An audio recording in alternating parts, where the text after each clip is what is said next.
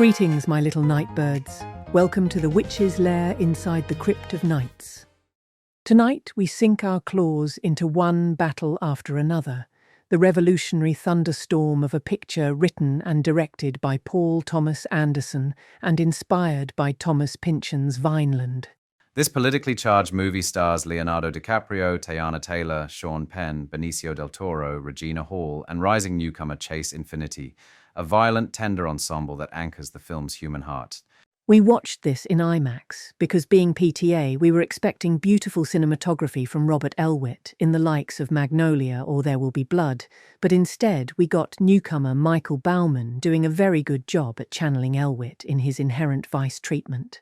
Now, kiddies, let's dig into the background of this monstrous movie.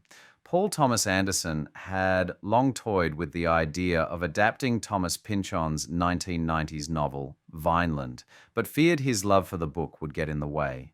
Instead, he cooked up several original stories and stitched them together, sprinkling in a few elements of Pynchon, especially that haunting father-daughter dynamic. After years of whispers, Warner Brothers swooped in, and soon Anderson had assembled this killer cast. Production kicked off in early 2024 under the weird working title BC Project. Cameras rolled across California from Humboldt County to Sacramento, then down to the desert landscapes of Borrego Springs and the borderlands of Otay Mesa and El Paso, Texas. Shot on gorgeous 35mm VistaVision by Michael Bauman, the movie ballooned into Anderson's most expensive project ever. Reports say anywhere from $130 million to a ghoulish $175 million. After test screenings in 2025, Anderson trimmed 8 to 10 minutes, marking the first time since Boogie Nights he bent to audience reactions. The film is dedicated to his longtime collaborator Adam Somner, who passed away last year, and features another chilling score by Jonny Greenwood, who's practically Anderson's house composer. One battle after another begins with a bang. Yes, a literal explosion. The rebel group French 75 storms the Mexico-US border, led by the ferocious Perfidia Beverly Hills, Teyana Taylor. They humiliate Colonel Stephen J. Lockjaw, Penn, a cruel military man whose brain fries into lust and vengeance. Meanwhile, Bob Ferguson, Leonardo DiCaprio, fights for the cause while building a life with Perfidia. When the two have a daughter, Willa, Lockjaw's twisted obsession only grows darker, sparking a years-long vendetta. Cut to 16 years later, Bob is now a single father, balancing the revolution with raising Willa, Chase Infinity.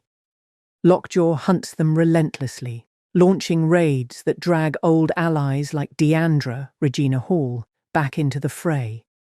With Sergio St. Carlos, the sensei, Benicio del Toro, as his unlikely guide, Bob struggles to reunite with his daughter while dodging soldiers and remembering passwords he keeps forgetting. Yes, the drugs get to you in the end. Beneath all the gunfire and chases lies Anderson's true spell, a deeply human story of survival, love, and prosocial lies. Now let's dig into this killer cast. Leonardo DiCaprio and Penn bring their usual awesomeness and depth. Teyana Taylor created a strong and creepy female character, while Regina Hall plays Regina Hall. But the real scream of the show?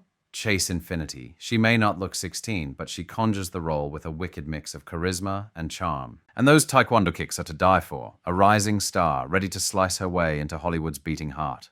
The filmmaking is, without a doubt, masterful. The kind of work only a true craftsman like Paul Thomas Anderson could conjure. The atmosphere and rhythm are spot on, the camera movements and the framing are so beautiful, and yet they don't get in the way of the storytelling. However, as with Inherent Vice, we find ourselves haunted by the fact that these stories were born in a different age. The film feels reluctant, never daring to whisper today's true demons. No MAGA, no ICE raids, no Antifa. Instead, the critique hovers like a ghost, present but never named. This leaves us with a curious feeling. The movie is good, but not great. For a director of Anderson's trajectory, one can only feel a little bit disappointed.